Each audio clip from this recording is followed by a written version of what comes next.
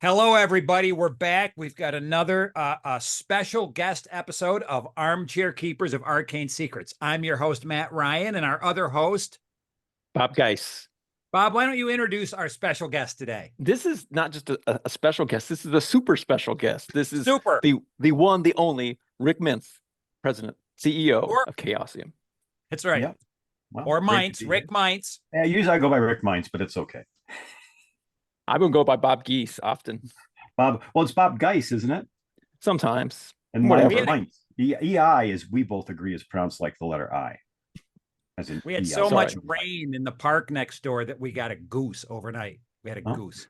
You know, greetings from Chaosium World HQ, also known as Ann Arbor, Michigan. That's right. Happy to join you guys. And, you know, as the head of the nostalgia department, I'm happy to talk about one of our most iconic products of all time, which is the Masks of Nyarlathotep campaign, written by Larry DiTilio back in 1984. This is really cool. I mean, this is the first real campaign that I was introduced to back when a year after I started playing Call of Cthulhu was the 96 printing of Mask, which we'll see in a moment here. And it was such a mind-blowing experience, such unlike anything I ever was exposed to before. It was a life-changing sort of a deal. So fantastic that we're going to be able to kind of go down memory lane and see the history of this incredible campaign. Well, of course, it all starts in the golden era of Chaosium, early 80s, with the box sets that were manufactured in the United States and collated by the Chaosium staff in their super sweaty warehouse. And of course, the crappiest job in the company was running the shrink wrap machine in the very hot Oakland Bay Area, warehouse. And so, yeah, this is one of the originals. They printed 5,000 and that was it. And Tom Sullivan painting. Actually, Tom Sullivan was at Chaosium Con and he was happily signing prints of things like this for people, because he's very proud of all the work, oil paintings he did of early Chaosium products, this included. And what was the year on that, Rick? 1984. And they never reprinted the box set. No, they were transitioning away from boxes because they were more subject to damage, and it added over $1 to the production costs, which when you got an $18, $19 or $20 box set, it really eats into your margins, because Chaosium had some mail order direct. This is all pre-internet, so there's no website sales or anything, but the vast majority of their sales were through distributions. They were making 40% of the cover price, and when you're adding $1 for a box, that really adds it. And so as soon as that went out of print, and of course they sold all 5,000 copies within a year or so, they very quickly had to scramble and get it reprinted, and that's when they switched it over to the book format, the Cthulhu Classic. That's what happened to Gaslight, which we all have. Yes. Well, Bob gave his away, so I got to work on getting him another one. But the thing I love the most about that book, Rick, is it has color plates in the middle. Oh yeah, I mean that's one of the things that's the printing term for that is tip-in plates. It's got some pretty creepy art. It does. It's amazing. So there's the original Sullivan painting without all the words and logos and everything else on it. Yeah. And so it was a big seller as well. And like I said, this came out in 86. You're talking, so between 84 and 86, they sold all the box sets, and they quickly became collectible, and of course still are very collectible. And then with the Cthulhu Classics, they didn't really update this too much from the original. They corrected some typos and all that. But that went out of print, and then they decided they were going to print it again just a few years later as 2361, moving it back into the main Call of Cthulhu series. And of course, we all got this one. There's two versions of it. There's three, because there's two printings. What is the big addition to this book from the previous ones? It's got the Australia chapter. There you go. Yeah. It's a shame they cut it, but especially with the box set, they had to be very cost conscious. Mm-hmm. And so the Australian thing was part of the original, and they cut it for the first printing in the box set. Yeah, it wasn't. It would have barely fit, but it was increasing the cost to where they wouldn't have made any money on the box set. And they didn't want to charge $30 for the box set or whatever. Yeah. So this complete Mask of Nyarlathotep.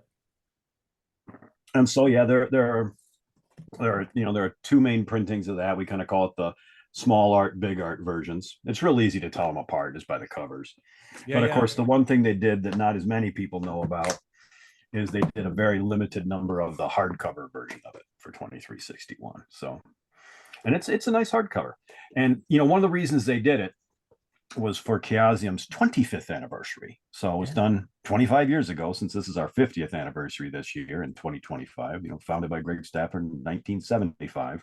And so there are a number of Chaosium books that specifically have this 25 years of Call of Cthulhu logo on. Oh, I don't have any of those. I don't have any. 2006. Yeah, sorry if I said 25th anniversary of Chaosium. It's the 25th anniversary of Call of Cthulhu. Published first in 1981.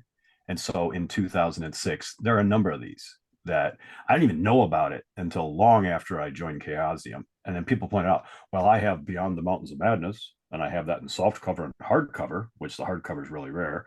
And then some people have Beyond the Mountains of Madness with this 25th anniversary logo on it, and that is super rare. Oh, wow. Mm-hmm.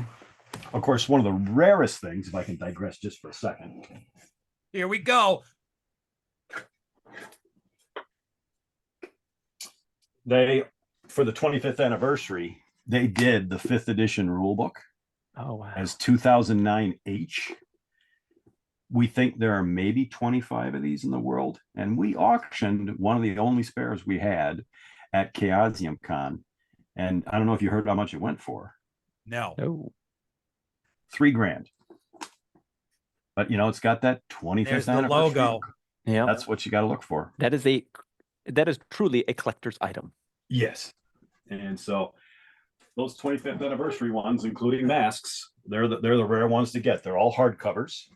They're all very super limited editions. And so as keeper of the company archives, and of course, being a big super collector myself, happy to have this one on the shelves as well. Yeah. But okay, so that was, what year was that then? This was the 25th anniversary. So it's 2006 for the hardcover. So 2006, and then when did the team undertake the current revision that both Bob and I are using, and the one that we sell at the stand?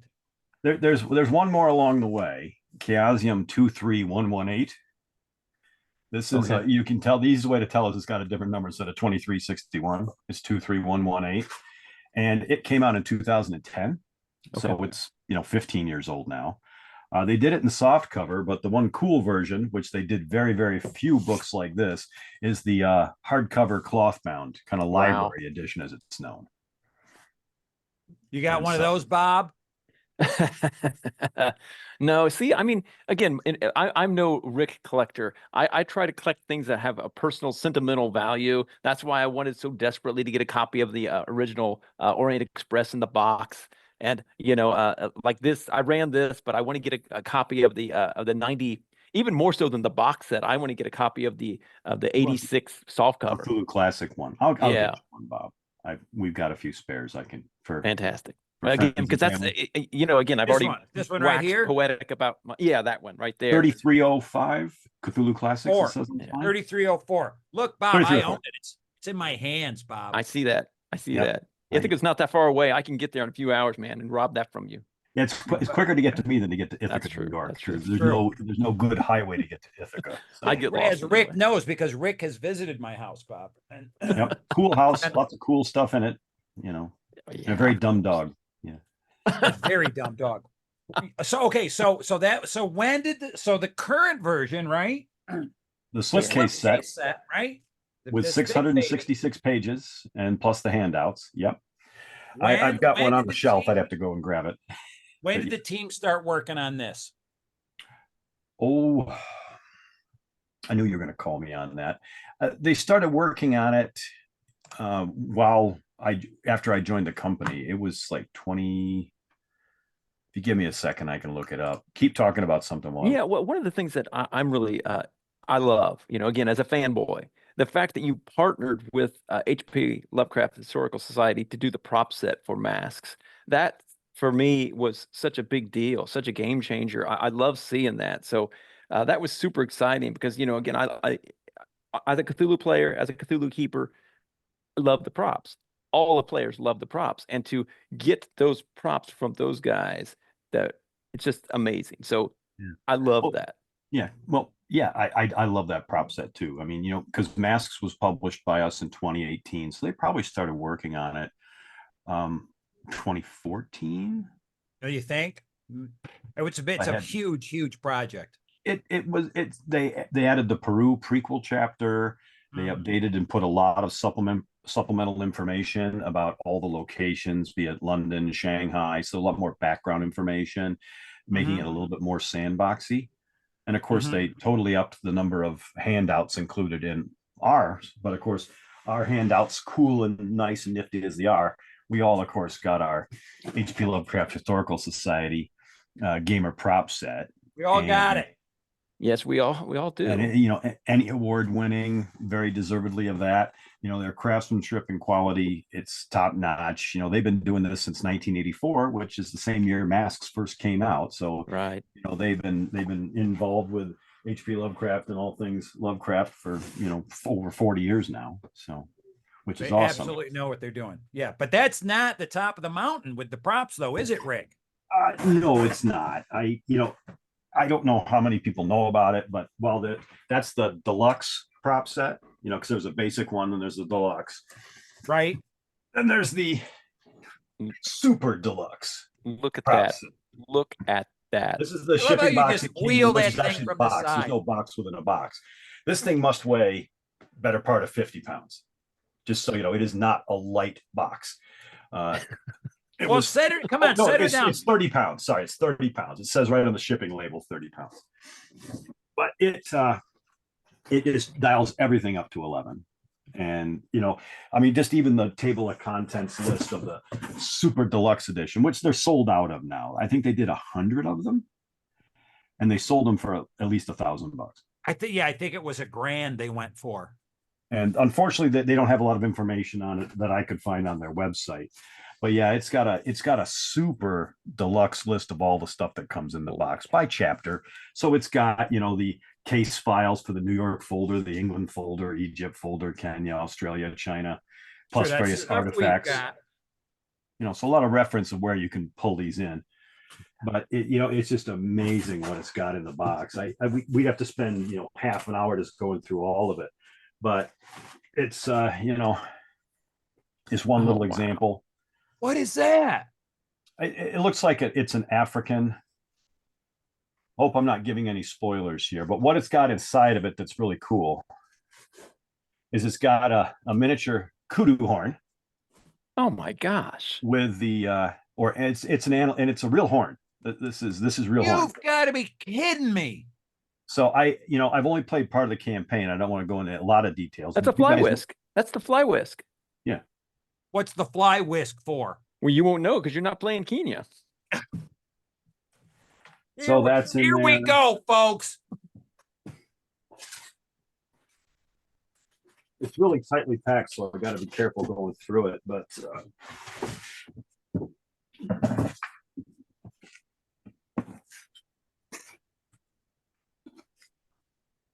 oh, is that? Ooh, so that's the upside down Ankh. Is that England? Yes.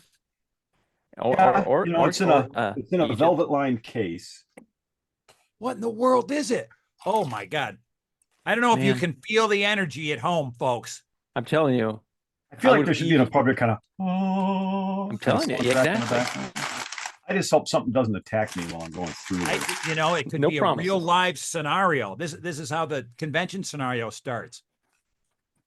Look at oh my gosh. And it's solid metal. That's insane. It's solid metal with the 3 orbs on it that are not to try to cheapen it, but they look like marbles. But it is super, super cool. Yeah. Wow. And there's another one in the box that's something similar to that. I wonder if the other one is the shepherd's crook, right? Because Gavigan's got the 2. Yeah. I mean, if you really want me to check, it's just right here. Crack it open. I'm just curious if it's the shepherd's crook. Yep. Yeah. Once again, solid metal. Wow. You know, these were like forged or something like that. You know, they were. Wow. They are not some cheap plastic anything. No. You know, I know like selling it for a grand's a lot of money for a prop kit, but I just wonder what the production costs for those things were. Well, the thing Oh, about yeah. it is, I mean, that's a once in a lifetime sort of a deal, right? I mean, again, Yeah. you're never going to, and I mean, try to reproduce that stuff. I mean, Yeah, I mean, you're going to spend more than that. when this came in the mail, here I was figuring it was a big box that was double boxed, and so it was going to have, you know, all kinds of padding around it and all that. But no, I mean it's a single box, and so that's the size. Oh, geez, this stuff is hard to get back into the box. Because You know, there's it's no double expanding, right? boxing, so it's a huge box. I just can't really hold the whole thing up to the screen because it's just so big. Oh my gosh. The fly whisk is incredible. So Yeah, here's like the Providence Trust case file. Providence Trust case file. I don't even know what that is. We don't I even know think what that is. I think it has a lot of the deluxe props in it. Okay. Okay. Oh yeah, it looks like that's the evidence folder for the Yeah, Houston there we go. evidence folder. It's just amazing. It's amazing. Those guys have just Yeah, because it's got the two two. Oh, okay, sure. Yeah. So I think it's a lot of what's in the deluxe prop set. It just has the deluxe, of course it's all details, all written on Oh there. yeah. Oh yeah. Names and numbers, and the Yeah. beauty of a con is in the details, right? So Absolutely. yeah. Absolutely. That's cool. Oh, that's fantastic. That's fantastic. That's cool. Yeah. Of course, one of my personal favorites, which I got out, is the hat box. Is there something in that? Of course. Well, we all want to see. Oh, look at that. I'm trying to put it on the right. Oh, it's like this way. So yeah, it's got the Oh my look God. at that. now of course you got to have the whole robes to go with it. Here we go. Costume change. Look at that. That I mean, right there. That is some next level stuff there. Folks at home, this is the president of Chaosium in front of you. There we go. That's I can't some put it serious all stuff. on because there's 3 layers. 3. But oh yeah. Oh man, well, I think we should. Upside down. There's a blood sacrifice is next, Bob. Welcome to I the think Zoom so. call. I mean, Oh, yeah, yeah, no, I did wear this at Halloween one time. of course, yeah. Oh, there we go. Look at That is this is crazy. I mean, that's an amazing thing. And I'm glad I didn't know it was available because I would have probably sunk $1,000 on it and had to explain that later. That's right. $1,000 you could have saved for your divorce lawyer had you done that. Yeah, so no, it's got several layers with cloaks and hoods and all that. Plus, like I said, it's got the great hat with it. Yeah. That is fantastic. And it's all in this really nice silky hat box. Yeah. That's fantastic. I'm amazed. Even with this little carrying handle, Those guys amaze me, but look at this stuff. This is just over the top. So Yeah. yeah, no, I love it. This is they obviously had somebody handcraft this because that's stitched on. Wow. Yeah. Oh yeah. No, it's a thin piece of leather that's stitched on. Yeah. Well, now I know what the cultist robes look like for the England sacrificial scene that's coming up in a couple of weeks, Bob. Yeah, absolutely. Well, I mean, it just goes to prove how powerful the stuff is, the source material is to inspire all of that. And I mean, all the additions that we've seen, all of the props are all inspired by, what's in Mask. It's just such an amazing campaign. It's true. Rick, we're almost out of time, but tell us a little bit about its origin, its author, and how it all came about way back in the day. Hollywood's loss was our gain because in the early 80s, there was a Hollywood writer's strike. And Larry DiTillio, the original author of Masks, Hollywood screenwriter, did little things like Babylon 5, stuff like that. He decided, well, I'm on a break from Hollywood, so I want to write something. So he was friends with Chaosium folks. And he just said, hey, I'll write you a campaign. And of course, script writers are great with deadlines and can really churn stuff out. And so he churned out Masks within a few months. So this was his idea. He came to Chaosium. Mm-hmm. Wow. And pitched it, and of course he's good at pitching stuff, being a Hollywood screenwriter. Yeah, Sure. And that's why it's so cinematic in certain respects. Yep. And it kind of feels like a movie or a TV show episodes in certain. Oh yeah. It's because it was written by a very famous Hollywood screenwriter, and of course it won Origins awards. It's won numerous awards over the years. Even these later editions of it have won Emmys and so on, including Best Art. And so it was a team effort at Chaosium, of course, because Lynn Willis was very involved in it. And so all the crew in the 1980s were involved in it. But yeah, they all said Larry was a pleasure to work with. And I wish I could have talked to him about it, but unfortunately he passed away before I was able to interview, because I've been trying to track down and interview various people who did projects for Chaosium over the decades, but he was on my list, but I didn't get to him before. And unfortunately he passed away not too long ago. Well, it certainly has. It certainly stands the test of time, right? I mean, here we are. We're running it. Lots of people are running it. We still sell plenty of copies of it. It shows that we do, and off our website, right? Chaosium.com. It's still a very popular campaign, and still kind of the benchmark for big campaigns. Often from other TTRPG companies and other big campaigns, they will measure it against Masks of Nyarlathotep. Absolutely. To many, even in the industry, and it's been voted on, it's considered the GOAT, the greatest of all time when it comes to campaigns. Yeah, totally. Yeah. Which is why Chaosium always keep it in print. Because speaking of greatest of all time, thanks for joining us, Rick. Thanks for the trip down the archival road, and thanks for shocking us with the props. Well, happy to share. The Chaosium has a rich history. That game has a rich history.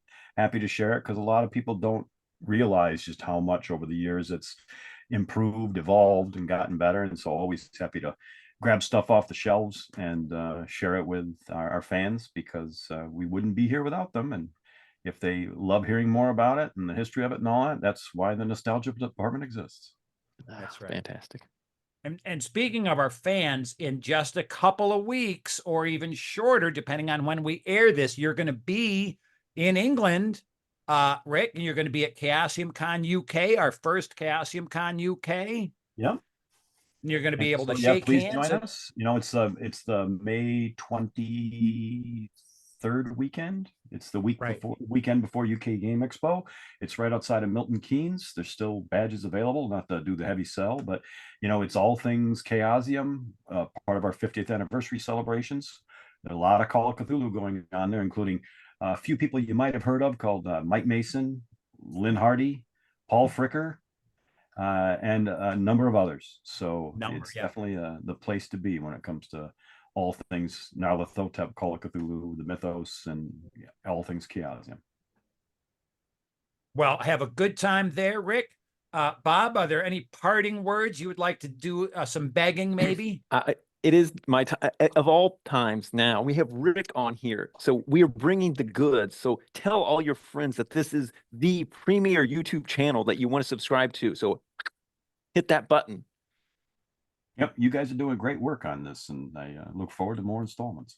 Well, thank you very much. Thank you for following us, folks, and we'll see you all next time.